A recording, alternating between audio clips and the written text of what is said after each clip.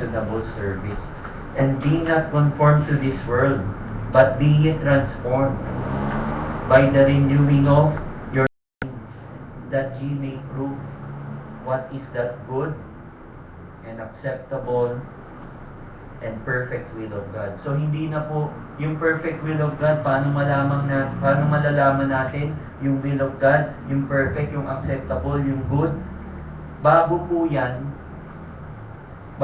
simulan natin sa presentation ng ating body. No?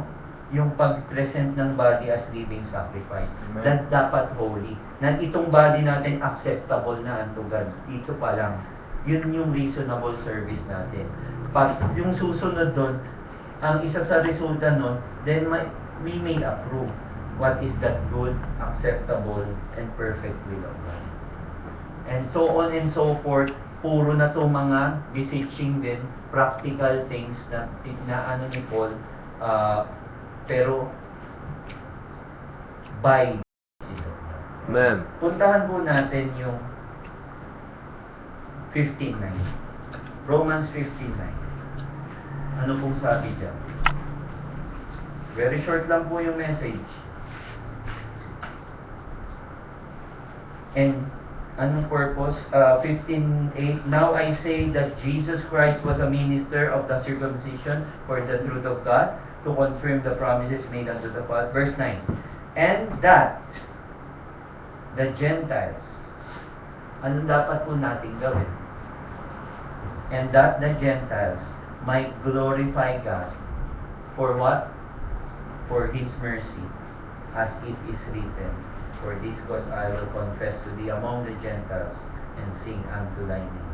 And again he saith, rejoice ye Gentiles with his people. And again, praise the Lord, all ye Gentiles, and laud Him, all ye people.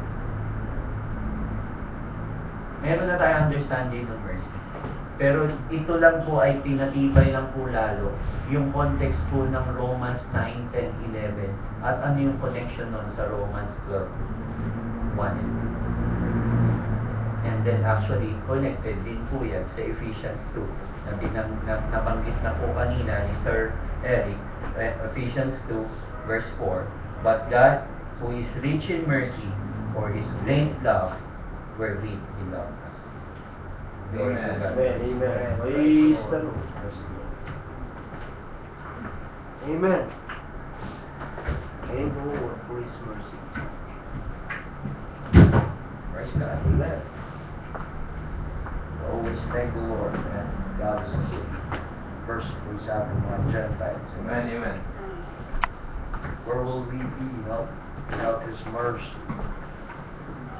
Without polluting. Glory to God.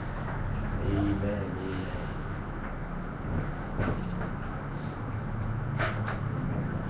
Wherever we are, man. Kapag-Jew, kapag-Gentile, God's mercy is true for all of them.